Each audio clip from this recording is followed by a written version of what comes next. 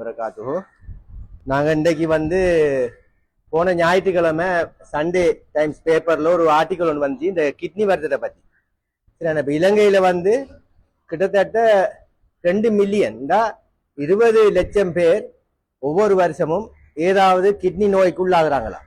சரியானே, 20 லட்சம் பேர் ஒவ்வொரு வருஷம் 20 லட்சம் பேர் ஏதாவது கிட்னி வருத்தத்துக்கு உள்ளாகிறாங்களாம். அதுல 2 லட்சம் பேர் 20 லட்சத்துல 2 லட்சம் பேர் கிட்னி பாதிப்பு, கிட்னி ஃபெயிலியர்னு சொல்றது, தொழிற்பாடு, கிட்னி தொழிற்பாடு பாதிக்கப்படுதாம் 2 லட்சம் பேருக்கு. அதுல அந்த 2 லட்சம் பேர்ல 5000 பேர் கிட்னி மொத்தமா செயல்ல இருந்து போகுதாம்.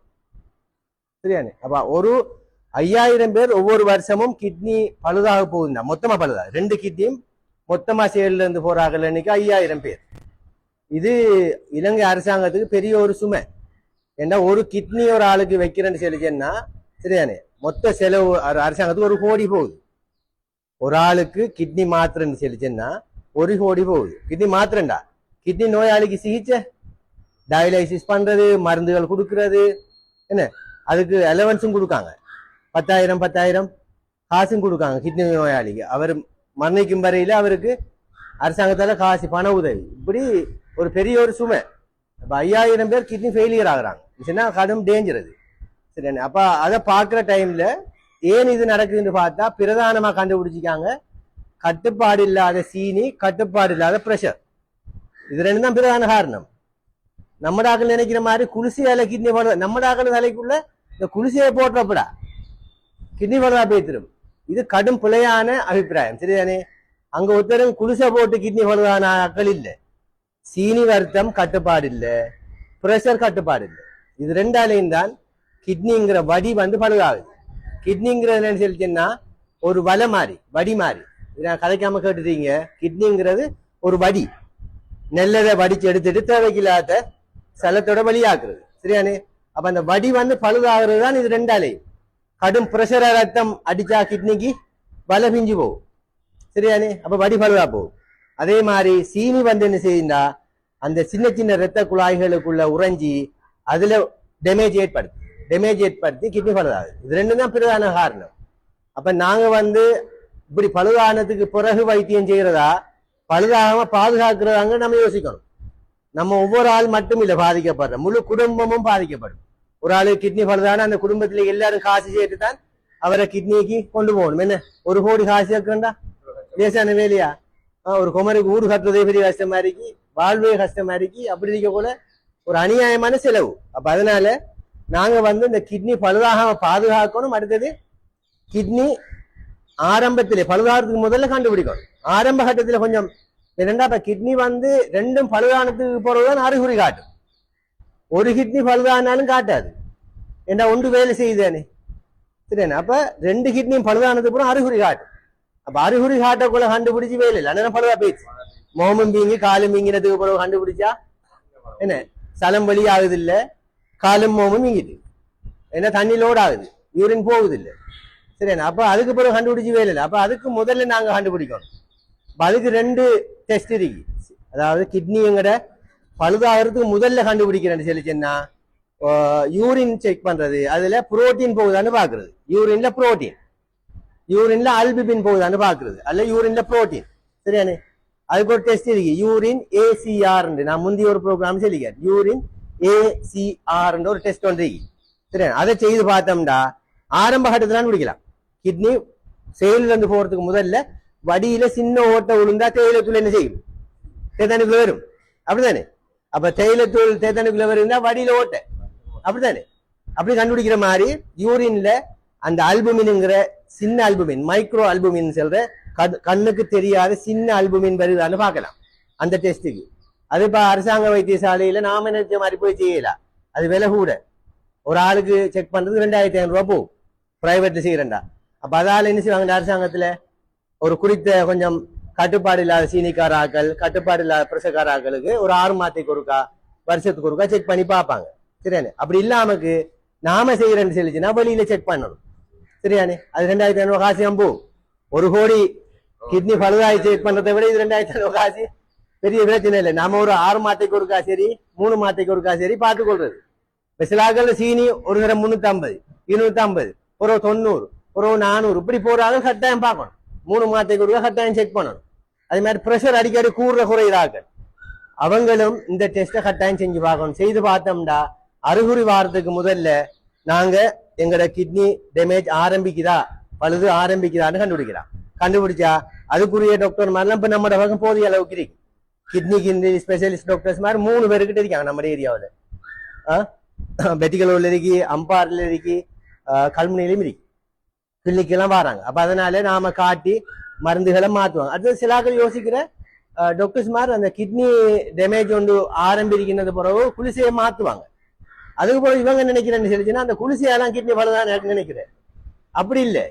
அதாவது இப்ப நம்ம கிட்னி வேலை செய்யற வீதம் குறையுதுன்னு சொன்னா சரி, முந்தி 625 மில்லிகிராம் போட்ட குளிசைய இப்ப 375 ஆக்குவாங்க, அரைவாசி டோஸ். ஏன்னா நம்ம கிட்னி இப்ப வேலை செய்யற காணா. அப்ப நம்ம எடுக்கிற மருந்துகளை வெளியே கழிவாக வெளியேற்றுற வீதம் குறைய. அப்ப நாம பழைய மாதிரி டோஸை பாதிக்கிறாரு, டோஸை குறைய தருவாங்க. ஏன்னா கிட்னி அதை வடிக்கணுமே. அப்ப அதனால சில குளிசைகளை மாத்துவாங்க. மாத்தினோன்னு நினைக்கிற நாங்க இந்த மெட்ஃபோமின் குளிசையை போட்டுதான் இந்த கிட்னி பலதானே சொல்லி போட்டு மெட்ஃபோமின் குளிசையை போடுறல சீனிக்காராங்க. சரி, அப்படி மெட்ஃபோமின் குளிசையால சீனி பலது ஆகுறல. சரியானே. அப்ப கிட்னி வேலை செய்யற வீதம் குறைய கொள்ள மெட்ஃபோமின் இந்த குளிசையை என்ன செய்வாங்கன்னா 500, 250 ஆக்குவாங்க. சில ஆட்களுக்கு நிப்பாட்டுவாங்க. ஏன்னா அது கழிவாக வெளியேற்ற வீதம் காணாது. சரியானே. ஆகவே மருந்துகள் அது பிழையான அபிப்பிராயமா, மருந்துகளால பழுதாகிறல்ல. ஆகவே நீங்க இந்த பரிசோதனை கட்டாயம் செய்து கொள்ளணும். 3 மாதத்துக்கு ஒருக்கா 6 மாதத்துக்கு ஒருக்கா செய்யணும். கட்டாயம் கொண்டோல் இருக்கிறார்கள், பிரச்சனை வராது. ஒரு வருஷத்துக்கு ஒருக்கா பார்த்தாலும் போதும். சரியானே. மற்ற சீரம் கிரியாட்டின் 2வது பரிசோதனை சீரம் ரத்தத்துல பாக்குறது, யூரின்ல பாக்குறது ரத்தத்துல கிரியாட்டினின் கூடுதான்னு பாக்குறது. அது 1.3 இருக்கணும். அது 1.3 விட கிட்ட நெருங்குது, 1.3 கிட்ட போகுதுன்னா நம்ம கிட்னி கழிவை வழியாக்குறது குறையுது. அந்த கிரியாட்டின்ங்கிறது கழிவு, உடம்புல உருவாகிற கழிவு. நாளாந்த நம்ம வேலைகள் செய்யக்கூட எங்களோட மசில் சதைகள்ல இருக்கிற சதைகள் உடைஞ்சி டேமேஜ் ஆகிற டைம்கள்ல வர கழிவு அது வெளியாகிற விதம் குறைஞ்சா ரத்தத்துல சேரும். அப்ப ரத்தத்துல அது தேங்குதுண்டா நம்மளுக்கு கிட்னி வேலை செய்யறது போதாது. அப்ப அதையும் செக் பண்ணி பார்த்து அதை வச்சும் அதை அடிக்கடி பார்ப்பாங்க. ஒரு 3 மாதத்துக்கு ஒரு பார்த்து போன 3 மாதத்துக்கு முதல்ல இருந்ததை விட இப்ப எப்படி இருக்கு. இந்த கிட்னி டேமேஜ் வந்தாலும் ஒவ்வொரு மாசமும் பார்ப்பாங்க. அதை போன மாதத்தை விட இந்த மாசம் கூடுதான்னு பார்ப்பாங்க. கூடுதுன்னா கொஞ்சம் கூட கவனம் எடுத்து அவங்களுக்கு வேற சிகிச்சைகளை செய்வாங்க. அதனால தயவு செய்து நீங்க அந்த 2ஐயும் கட்டுப்படுத்துறது ஆக முக்கியம். சீனி, பிரஷர், இது 2ம் கவனம் அறிங்க. ஒழுங்கா கிளினிக் வாங்க. மருந்துகளை நீங்க நினைச்ச மாதிரி குறைச்சி பாவிக்காதங்க. வைத்திய ஆலோசனையோட குறைங்க. எனக்கு இதை போட்டு அப்படி செய்யுது இப்படி செய்யுதுன்னு நீங்களா குறைக்க வேணாம். டாக்டர்கிட்ட கொண்டாந்து சொல்லுங்க, இந்த குளிசையை போட்டா எனக்கு இப்படி வருது இப்படி செய்யுதுண்டா டாக்டர் அதுக்கேற்ற மாதிரி மருந்துகளை மாத்தி தருவாங்க, அல்லது டோஸை அவங்க செட் பண்ணுவாங்க. நீங்களா குறைச்சிட வேணாம். மற்ற விஷயம் உணவு. 2வது விஷயம் இந்த கிட்னியை பழுதாக்கக்கூடிய உணவுகள் இருக்கு, அது கடுங்காவனம் அறிக்கணும். பிரதானமா உப்பு. சரியானே. உப்பு டிரெக்டா சீனியை பழுதாக்கும். அதே மாதிரி பிரஷரை கூட்டி கிட்னியை பழுதாக்கும். அடுத்த சீனி, இனிப்பு அல்லது மாப்பொருள், அது அதிகமாக சாப்பிட்டாலும் அது சீனியோட அளவு பிளட்ல கூட்டும், ரத்தத்துல சீனியை கூட்டும். அந்த சீனி வெளியாகிறதும் சலத்தோடு தான். நம்மளுக்கு தேவையான அளவுக்கு எடுத்துட்டு மிச்சத்தை வெளியாகும். அப்ப அதால பழுதாகும். மற்ற கொழுப்பு, எண்ணெய், அது பிரஷரை கூட்டும் அல்லது ரத்த குழாய்களுக்குள்ள அடைக்கும். சரிதானே. நம்ம கிட்னிக்கு போற ரத்த குழாய்களுக்குள்ள அதை அடைச்சிச்சுண்டா அதுவும் கிட்னியை செயலுக்க வைக்கும். இந்த 3 விஷயமும் இப்ப வார உணவு பாக்கெட்டுகளை பாருங்க. அதை கட்டாயம் அரசாங்கம் சொல்றாங்க. அதாவது உணவு நீங்க ஏதாவது பொருளை வாங்குறீங்க, பிஸ்கெட்டை வாங்குறீங்க, ஏதாவது பார்த்தா இப்ப அதுல முன்னுக்கு அந்த ஃப்ரண்ட் பேக், அந்த முன்னுக்கு பேக்ல முன்னுக்கு அடிச்சிருக்காங்க, 3 கடல்ல போட்டிருக்காங்க. சீனி, அடுத்து உப்பு, கொழுப்பு போட்டு, மஞ்சள், பச்சை, அடுத்தது சிவப்புன்னு போட்டிருக்கு. அதுல பச்சை போட்டு இருந்தா அதுல உப்பும் குறைய, உப்புக்கு கீழே பச்சை ஸ்டிக்கர் ஓட்டி இருந்தா அதுல உப்பு குறைய. சரியானு. அதே மாதிரி சீனி கீழே பச்சை ஓட்டி இருந்தா சீனியும் அதுல குறைய. கொழுப்பு கீழே பச்சை ஓட்டி இருந்தா, பச்சை கலர் அடிச்சிருந்தா அதுல 3ம் குறைய இருக்கு. அதுல மஞ்சள் அடிச்சிருந்தா கொஞ்சம் உப்பு கொஞ்சம் சீனி இருக்கு. சரியானு. சிவப்பு அடிச்சிருந்தா அதுல கூட உப்பு கூட சீனி கூட கொழுப்பு, சிவப்பு கலர் ஓட்டி இருந்தா அதை கொஞ்சம் பார்க்கலாம். பார்த்து நாம சீனிக்காரார்கள், பிரஷர்காரார்கள், வயது சென்றார்கள் சொன்னா உப்பு குறைஞ்ச, சீனி குறைஞ்ச, என்ன அதே மாதிரி கொழுப்பு குறைந்த அந்த உணவு பேக்கெட்டுகளை வாங்கக்குள்ள அதுகளை பாருங்க. இந்த பேக்கெட் எல்லாத்துலயும் படிச்சிருக்கீங்க, வாங்கி பாருங்க. பிஸ்கெட்ல நொறுக்கு தீனுகள் எல்லா பேக்கெட்லயும் அடிச்சிருக்கு. அதுல குறைஞ்சதை பாருங்க, அதுல சுவ போட்டு இருந்தா தொட்டுறாங்க, சுவ போட்டு இருந்தா கூட இருக்கு. இப்படி எங்கட உணவு முறைகளை நீங்க கட்டாயம் மாற்றி அமைக்கணும். அடுத்தது நீர் அருந்துற வீதம். இப்ப கிளைமேட் சரியான ஹீட்டான கிளைமேட், சரியான மருந்துகள் பாவிக்கிறார்கள், சீனிக்காராக்கள் எல்லாம் என்ன செய்யும், அதிக அளவு நீர். நீங்க கிட்டத்தட்ட 3-3.5 லிட்டர் 4 லிட்டர் சரி நீரை குடிக்கணும். குடிச்சு நீங்க எடுக்கிற மருந்துகள் கழிவாகி யூரினோட வெளியாகும். சரியான இப்ப தண்ணி ஓடாம இருக்கிற கான்ல எல்லாம் அங்கங்க பாசி பிடிக்கும், என்ன கிருமி தொட்டு வரும், வாசம் பெறும். தண்ணி ஓடிக்கொண்டிருந்தா கிளீனா இருக்கும். ஆகவே நீங்க மருந்து குடிக்கிறார்கள், என்ன நம்ம எடுக்கிற உணவு அதுகள் எல்லாம் நஞ்சுகள் எல்லாம் இருக்கு. அதனால உங்க நீர் அருந்துற வீதத்தையும் கூட்டுங்க. இதை ரெண்டையும் செய்யுதுங்க என்று சொல்லிச்சுன்னா எங்களோட கிட்னி பாதிப்படையாம பாதுகாக்கலாம். சரியானே? இது கட்டாயம் நாம எல்லாரும் செய்யணும். இப்ப நம்ம ஏரியாவுல கிட்டத்தட்ட ஒரு 5 ஹாஸ்பிட்டல்ல கிட்னி சுத்திகரிக்கிற மெஷின் போட்டிருக்கு. எப்பயாவது இருந்தியா நம்ம ஏரியாவுல? கண்டிக்கு போகணும் கிட்னி சுத்தம் செய்யறா. இப்ப எல்லாரும் அக்கரைப்பத்துல இருக்கு, கொத்திவில்ல இருக்கு, சம்மாந்துறையில இருக்கு, நிந்தூர்ல இருக்கு, கல்முனை ஏஎம்ஹெச்ல இருக்கு, கல்முனை நோத்துல இருக்கு டயாலிசிஸ் மெஷின். எல்லா இடத்துலயும் 6 இடத்துல கிட்னி வர்த்தகாராக்கள் ஒவ்வொரு இடத்துலயும் நிறைஞ்சு வழியுது. என்ன டேர்ன் எடுக்கிற கஷ்டம், டயாலிசிஸுக்கு கிழமைக்கு 2 அந்த முறை எடுக்கிறது கஷ்டம். சில ஆட்களுக்கு பிரைவேட்ல செய்யறதுக்குன்னு சொல்லி கிளம்பு போறாங்க. என்ன அந்த ரொட்டேஷன்ல டைம் கிடைக்குது இல்லை. ஆகவே இது கடன் டேஞ்சரான விஷயம். நாங்க வருத்தம் வாரத்துக்கு முதல்ல பாதுகாக்கிறதுக்குரிய நடவடிக்கைகளை மேற்கொள்ளணும். நான் சொன்ன விஷயங்கள், வருத்தம் இருக்கிறார்கள் கட்டுப்பாட்டுல வச்சுக்கொள்ளுங்க, கிளினிக் ஒழுங்கு முறையா வாங்க, பிரஷர் சுகரை செக் பண்ணுங்க. முக்கியமா இந்த பிரஷர்காராக்கள் கொஞ்சம் 2 கிழமைக்கு ஒருக்கா சரி பிரஷரை செக் பண்ணுங்க. மருந்தை நீங்க 2 மாதத்துக்கு மருந்தை தருவாங்க. அப்ப நாம 2 மாதத்துக்கு போறதான் பிரஷர் பார்க்க வேண்டியது எப்படா?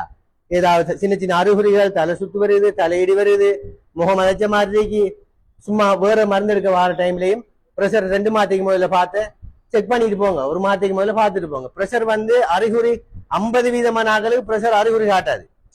50% தான் அறிகுறி காட்டும். இப்ப கிட்னி மருத்துவம் அதே மாதிரி தானே. நீங்க திடீர்னு நான் கேள்விப்படுறேன், போன மாசம் சந்திச்சால் இப்ப கேள்விப்படுவீங்க பக்கத்து வீட்டுக்காராலும் கிட்னி மருத்துவம். அப்ப நான் போன மாசம் தான் பார்த்தேன், நல்ல தண்ணி இருக்கு, அறிகுறி பெருசா காட்டாது. சரியானே? அப்ப அதனால நீங்க தான் அதை செக் பண்ணி பார்க்கணும். பிரஷரா இருந்தாலும் சரி, சீனியா இருந்தாலும் சரி, நீங்க கட்டாயம் பார்க்கணும். அறிகுறி இருந்தா உடனே பார்க்கணும். அறிகுறி இல்லாட்டியும் நீங்க இடைக்கிடைக்க செக் பண்ணணும். சீனிக்காராக்களுக்கு 2 மாதத்துக்கு பொறுப்பா செக் பண்ணா சரி ஓட்டிக்காதுங்க. அதுவும் சில ஆக்கள் பார்க்காம வராங்க, 2 மாதத்துக்கு ஒருக்கா வார அதுவும் பாக்குறது. ஆகவே தயவு செய்து அதையும் செக் பண்ணுங்க. செக் பண்ணோம் சொல்லிச்சேன்னா நாங்க செக் பண்றது முக்கியம். செக் பண்ணா வருத்தம் உபாதை ஏற்படாம பாதுகாக்கலாம் கேட்டு விடைபெறுகிறேன். நன்றி. அஸ்ஸலாமு அலைக்கும்.